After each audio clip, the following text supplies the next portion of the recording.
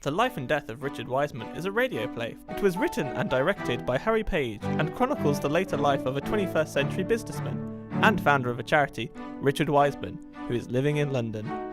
In episode 3, Richard has discovered that he is dead and has questions about what that means for him and his murderer, and what comes next.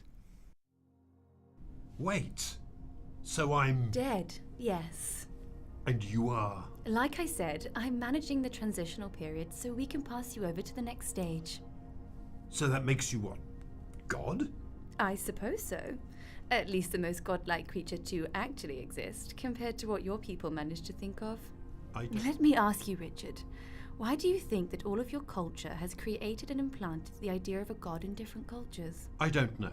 I just don't want to be dead. I'll tell you.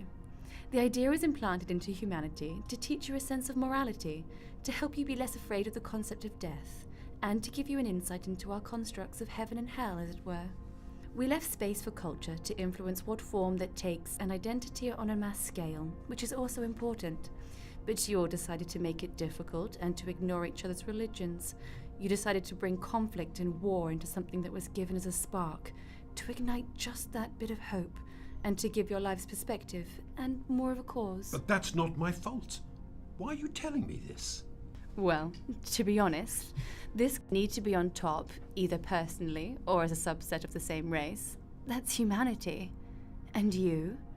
You are too complex a case for us to not test out this new vetting system we've been wanting to use for a while. Thanks. No. You see, up till this point, my angels, as you might call them, have been vetting people to see if they'll go to heaven or hell by judging a whole lifetime, which we've been doing alphabetically, with you being the last load of people whose name is an R and you're a W last name. Not that complicated. This stretches across all of here because to us, time is a construct. Once we've finished you as a species, we'll move on to different species, and when we've done that, we can retire and enjoy time in the kingdom of heaven. Imagine it like a big spa for entities that everyone else, if good enough, can chill in. I still don't see what this has to do with me. Well, you see, the last species we did this way, and this is the way we've always done it. But my son Jesus decided when he got here that he had all of these plans to, increase efficiency and all of that because one day he wants to take over the family business and whatnot. He's had it in his head that it's too complicated to judge people on their whole life and that surely you live your life until you can be the best person by the end of it. So, he's decided that we should try ignoring all the rest of the stuff people do and judge them by the last day because that's when they get to be their best selves. And if it's hard to call, we send you to purgatory, which we barely use because the process is too time-consuming and thorough and we should be using all of our assets to the best of their ability. You know how kids can be. Which means that you are the first person we're testing this method on, so it all kind of lives or dies with you being a simple case, which, as you can tell, you're not. So maybe we can use that purgatory he keeps harping on about. Any questions? Why did Graham want me dead anyway? Bro, you're kidding me, right? You ruined his marriage and fired him, and then were just a complete the whole rest of the time. But on my last day? It's a toughie, because you were murdered, but at the same time, you were a total Richard. Let's focus on how sorry we feel for me because of the brutal murder. Well, yeah, but you weren't just a massive... Jesus! Get out of here! Excuse me? Oh, yeah, no. He likes to drop in as random people doing good acts to make you think you should too.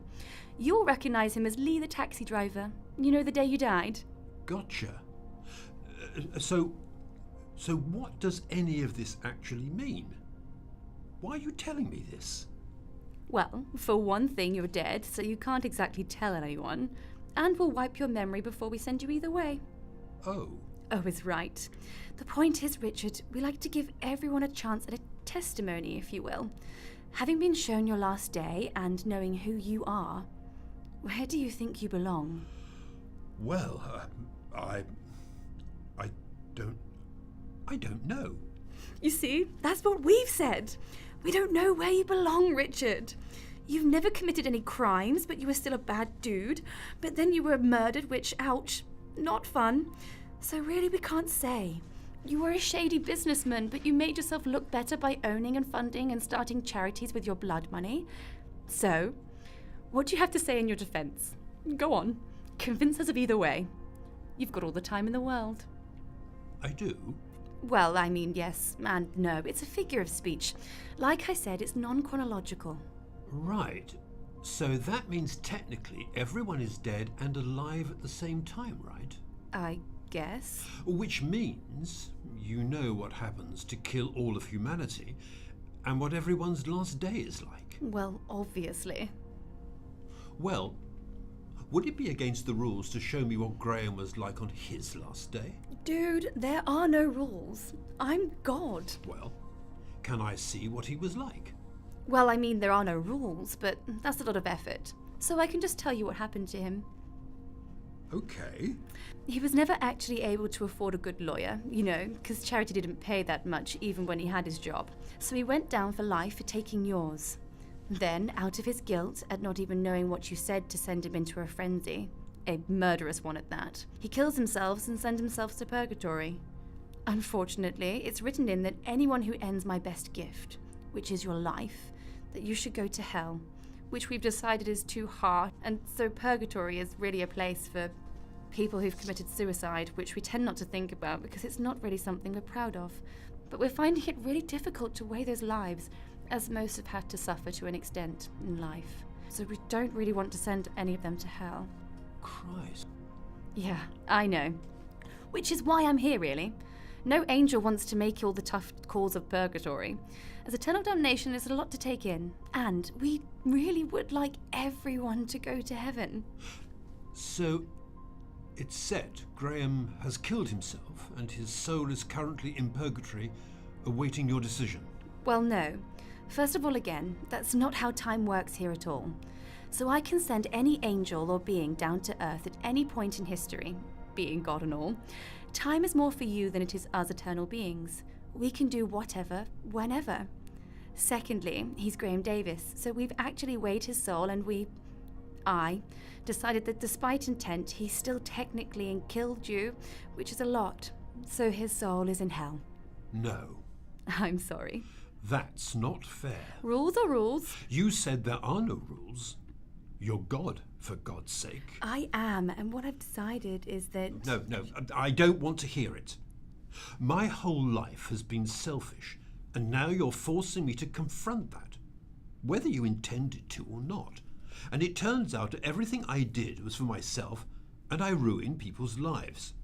And the whole point of setting up those charities was to help people in need.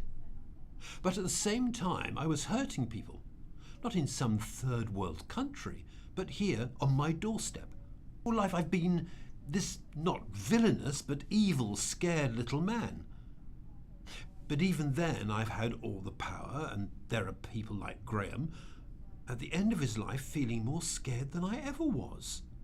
And that's terrifying because it is 100% utterly and completely my fault.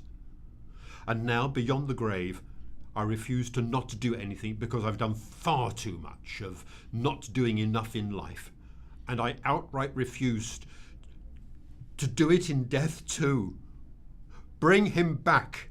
He is a good man. And you can save him or let any other gods there might be help you. Good luck. And what am I? Coward. I'm done. I'm going. Stop. I am so sorry. Had a change of heart? Yeah. I didn't mean to ruin your life. I was selfish and scared, and I'm nothing but that.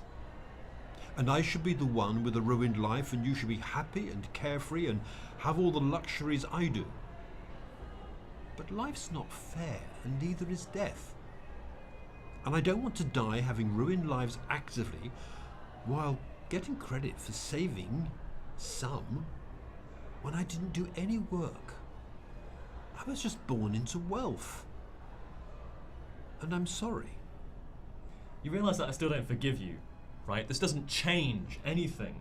You ruined my life, you ruined my marriage, you ruined... I know. I really am done now. Okay. Wow, it worked. Told you. So, what happens now? Well, he genuinely repents and stops heading up the companies he's running and hires more of a middle management. He starts to do truly good things in the runnings of his charities. He brought Graham a new house and somehow managed to convince him to live in it. At the same time, he rehired him, once goodwill was restored, as head of a new suicide prevention charity. He settled down and died a peaceful death at a ripe old age. I'm glad. So, let's get through the rest of this list, shall we? Yeah, fingers crossed it's easier from here. Don't get your hopes up. This guy started World War III. You're kidding, right? Please be kidding. Come on, we've got to go. Mum, please, this is gonna take forever. Good job we have that long. Mum, for your sake. That was episode 3 of The Life and Death of Richard Wiseman. It was a radio drama production with the part of Richard Wiseman, played by Ian Curd, with Graham Davis, by Jay Andrews, Detective Chief Inspector John Wilson, by Thomas Ludley, and God was played by Holly Turner. This radio drama production was written and directed by Harry Page and produced and edited by Katrina Peacock.